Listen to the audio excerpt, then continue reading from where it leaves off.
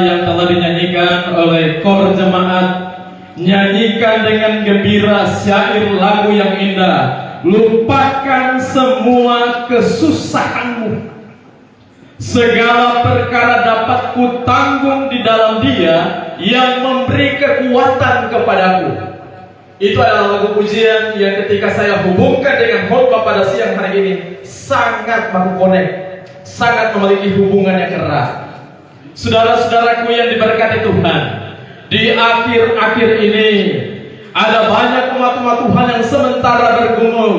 Tuhan, kenapa saya sudah setia beribadah, mempertahankan hari Sabat, setia melayani, tapi kenapa saya harus melewati pergumulan demi pergumulan, melewati tantangan demi tantangan? Padahal saya ini setia untuk menguduskan hari Sabat, padahal saya setia untuk melayani Tuhan. Tapi kenapa saya diizinkan Tuhan untuk mengalami berbagai macam pergumulan? Entah itu pergumulan dalam rumah tangga, pribadi, suami istri, anak-anak, usaha, mata pencarian dan lain-lain. Itulah sebabnya izinkan saya untuk membahas khotbah pada siang hari ini dengan judul Hubungan Gunung Permasalahan dengan Hari Sabat. Apa hubungannya gunung-gunung permasalahan? Apa hubungannya tantangan hidup saya dengan hari Sabat? Di dalam Mazmur pasal 121 ayat 1 dan 2 tadi kita sudah baca ya. Mazmur pasal 121 ayat 1 dan 2 dikatakan bahwa aku melayangkan mataku ke gunung-gunung, dari manakah akan datang pertolongan? Ketika pemazmur melihat bahwa di dalam hidupnya ada banyak sekali gunung-gunung dan lembah, ada banyak sekali tantangan-tantangan hidup, dia mengatakan bahwa dari manakah akan datang pertolonganku? Di saat itu dia berdiam diri sejenak dan dia berkata, oh ternyata saya dapatkan, di ayat yang kedua, pertolonganku ialah dari Tuhan yang menjadikan langit dan bumi.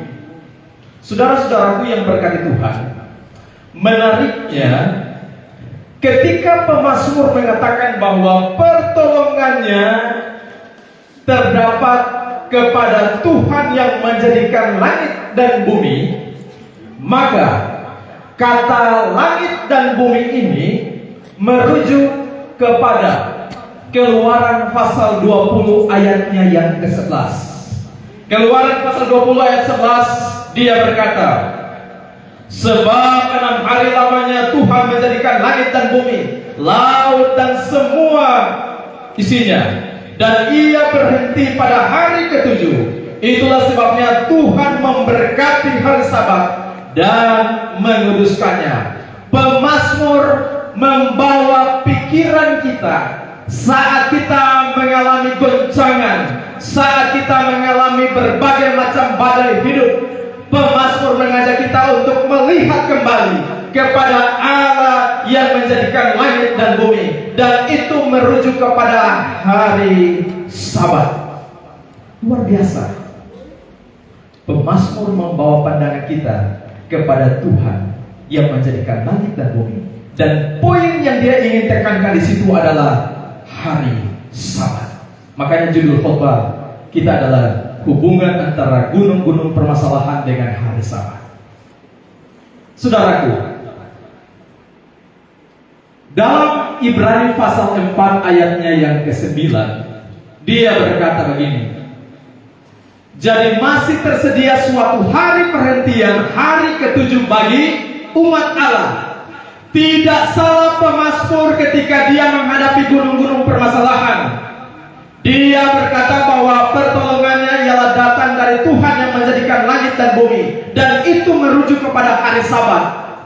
Di waktu kehadiran Rasul Paulus, maka di dalam Ibrani pasal 4 ayat 9, dia berkata bahwa sekalipun engkau mengalami tantangan, tekanan hidup, pergumulan, dan lain-lain sebagainya, masih tersedia suatu hari perhentian, hari ke-7 bagi umat Allah. Izinkan saya untuk membahas kata perhentian. Saudaraku, kata perhentian berasal dari bahasa Alkitab, bahasa Greka, yaitu sabatismos. Kata sabatismos ini memiliki 3 pesan utama. Yang pertama adalah Allah adalah pencipta, Allah adalah penebus, Allah adalah pemelihara. Oh, hebat sekali.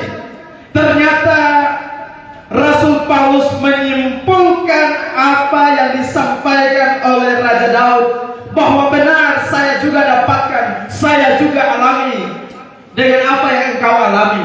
Bahwa ketika engkau melihat gunung-gunung permasalahan, engkau yakin ada Tuhan yang menjadikan langit dan bumi, dan itu adalah hari Sabat.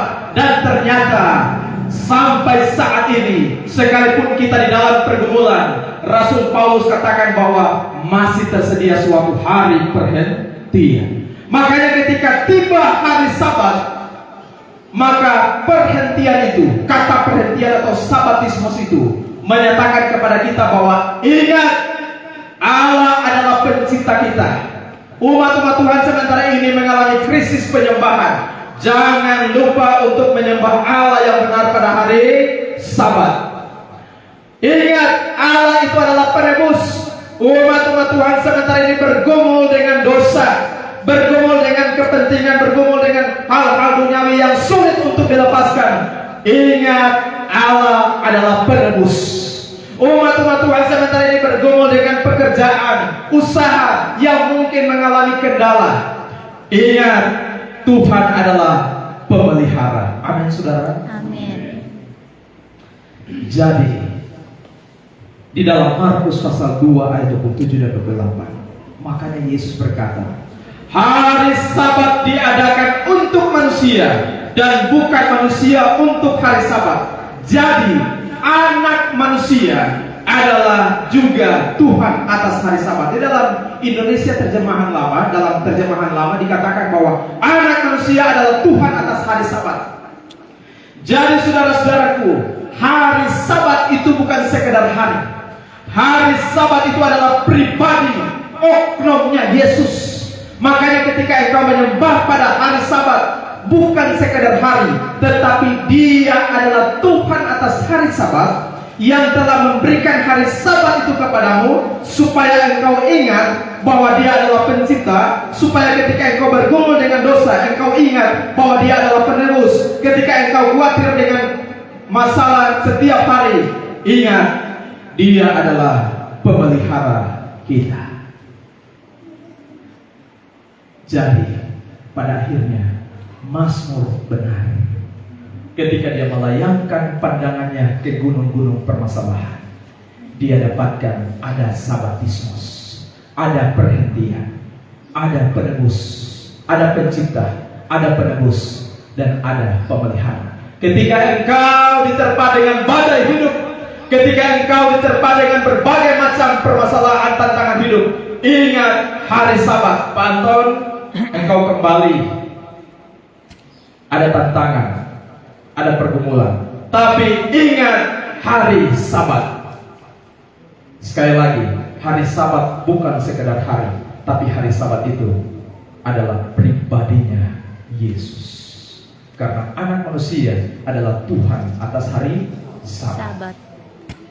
Khotbah saya sudah selesai. Izinkan saya untuk memberikan kesaksian. Boleh? Khotbah sudah selesai. Izinkan saya untuk memberikan kesaksian. Saudaraku yang diberkati Tuhan, di satu tempat terdapatlah satu keluarga. Keluarga ini waktu itu mereka belum menerima kebenaran. Ketika mereka bergaul, bersahabat dengan orang-orang yang punya kebenaran, khususnya Advent, ibu daripada keluarga ini, maksudnya ibu rumah tangga ini, dia mendapatkan sebuah buku. Jadi kalau Pak Anton melalui YouTube, tapi kalau ibu itu dia melalui buku. Waktu dia membawa buku itu adalah buku kemenangan akhir. Buku Kemenangan Akhir yang masih punya Kemenangan Akhir yang gambarnya itu malaikat dengan Yakub, yang lama punya. Sekarang kan sudah 3 kali direvisi, ya. Buku itu dengan buku hari yang hampir dilupakan. Ketika ibu ini dia membawa dari sahabatnya, dia membawa ke rumahnya, dia tidak membaca. Puji Tuhan, suaminya itu suka membaca. Jadi penasaran, apa ini buku ini? Dia baca. Wah, seperti mungkin semangatnya seperti Pak Anton mungkin. Waktu itu katanya dia adalah seorang tukang bangunan. Dia sementara bekerja di sebuah menyelesaikan gereja Protestan sebagai seorang tukang bangunan. Karena kalau tukang bangunan kerja sampai hari Sabat. Waktu dia membaca 2 buku itu selesai, karena dia bukan saja baca buku itu, kan ada hubungannya dengan ayat-ayat Alkitab di dalamnya, Anton. Jadi beliau hubungkan, baca buku itu, buka itu Alkitab, baca buku, buka Alkitab. Dia bilang, ini tak salah saya ini, bahaya saya. Dia tidak kenal itu gereja Advent bagaimana, tidak. Pada suatu kali dia pergi ke pendeta dengan ketua panitia pembangunan. Pak pendeta sebagai seorang teologia, Pak pendeta sudah tahu ini. Pasti saya bilang Pak pendeta sudah tahu. Hari Sabat saya tidak mau bekerja karena hari Sabat itu hari Tuhan. Ternyata Pak pendeta, jadi saya mau berhenti, minta maaf, biar perlu potong gaji saya.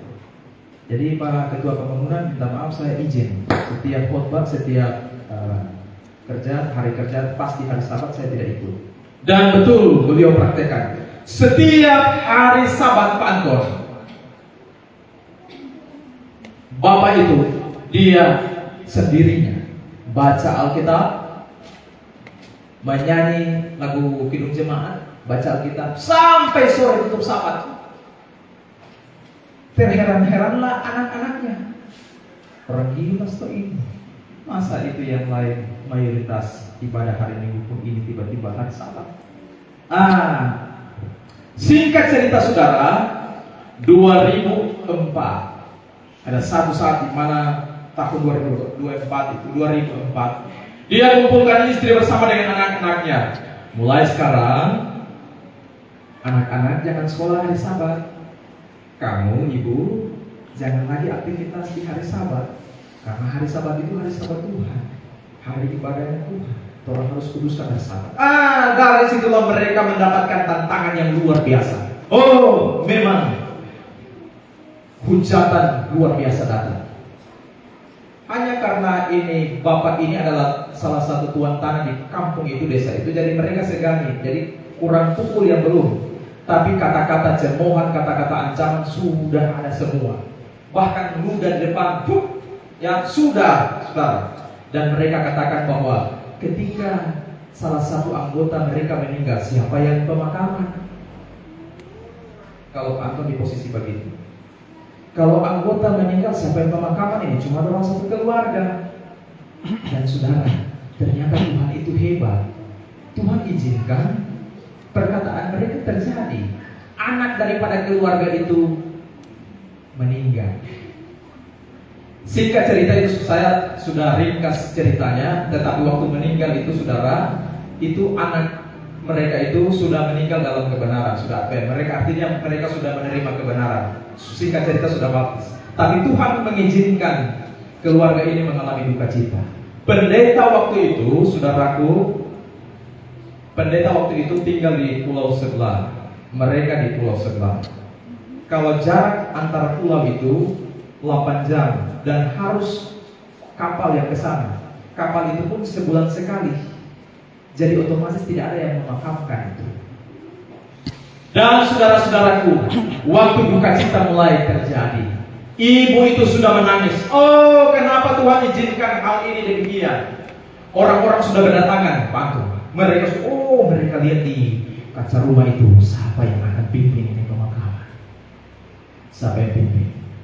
Dan ternyata saudara tahu, Tuhan menggunakan anak mereka laki-laki yang tertua. Waktu itu dia masih duduki, kalau tidak salah, SMK kelas 2, belum punya pengalaman apa. Tuhan menggunakan dia untuk memakamkan adiknya sendiri. Waktu mulai acara pemakaman banyak yang datang. Saudara tahu, banyak yang datang ternyata didapati dalam cerita ini mereka hanya penasaran. Tapi kalau untuk empati itu tidak. Ya, mereka hanya penasaran, ini bagaimana caranya, ini boleh atau tidak. Tapi puji Tuhan, selesai juga acara pemakaman itu tanpa ada pendeta, tanpa ada ketua jemaat, tanpa ada misionaris, tanpa ada diakon, diakonis, tidak ada, tanpa ada gereja, tanpa ada umat-umat Tuhan yang menghibur. Keluarga itu sendiri ada di tengah-tengah masyarakat yang membenci mereka. Acara selesai. Dari peristiwa itulah jiwa ditambahkan. Tersebarlah kabar di pulau itu bahwa ternyata ada mereka punya pendeta. Siapa pendetanya? Kakaknya sendiri. Dan singkat cerita saudara-saudaraku, keluarga ini merupakan keluarga yang tidak mampu. Ya, mereka sebagai seorang nelayan, tapi mereka punya tekad. Oleh karena kita sudah mengalami peristiwa yang pahit, maka harus anak kita jadi pendeta. Dan saudara, sekalipun mereka bergumul dengan keuangan, tapi mereka harus banting Tuhan. Anak mereka harus berjuang. Dan puji Tuhan, keluarga itu berhasil untuk membiayai anak mereka kuliah dan selesai jadi pendeta. Dan puji Tuhan, pendeta itu ada di depan saudara. Amin, saudaraku. Amin. Saudara, ketika saya mengenang akan peristiwa itu, saya merasa tidak mampu. Saya katakan kepada Tuhan, waktu adik saya itu meninggal di gendongan saya. Mama saya sudah tidak sanggup lihat. Bilang, ini kenapa adik, ambil kenapa adik ini. Bapak saya juga sebagai orang tua merasa, tapi saya yang gendong adik saya, dan saya berteduh di hadapan Tuhan. Biarlah kehendak Tuhan yang jadi. Waktu adik saya meninggal, hembuskan nafasnya yang terakhir, saya bilang satu saja sama Tuhan. Tuhan, jangan izinkan saya mengeluarkan air mata saya di depan musuh-musuh saya sampai acara ini selesai, supaya mereka melihat bahwa Tuhan itu menang, Tuhan itu berkuasa. Dan puji Tuhan, saudara-saudaraku, papa saya, keluarga saya, mereka sudah berduka, menangis dan lain-lain. Saya perintah saudara, Bapak, tinggalkan dulu itu sedih karena tidak ada orang yang bantu. Bikin itu peti jenazah. Kakak saya yang pemabuk, saudara Karobo, mari sini. Gale itu apa? Gale itu kuburan. Kami makamkan, selesai. Saudaraku yang diberkati Tuhan, masihkah engkau takut dengan Tuhan atas hari Sabat? Tuhan atas hari Sabat tidak pernah meninggalkan engkau. Tuhan atas hari Sabat tidak pernah melepaskan tangan terhadap engkau. Sekalipun umat-umat Tuhan yang menguduskannya penuh dengan tantangan, penuh dengan air mata, tetapi Tuhan sanggup menggantikan tangisan dan air matamu dengan berkat, dengan keajaiban yang besar. Dan ingat, hari Sabat.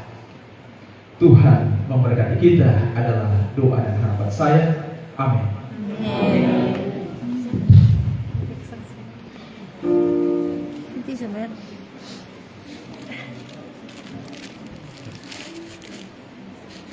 Kembali diucapkan banyak terima kasih kepada pendeta yang sudah membawakan firman Tuhan yang sungguh luar biasa pada saat ini.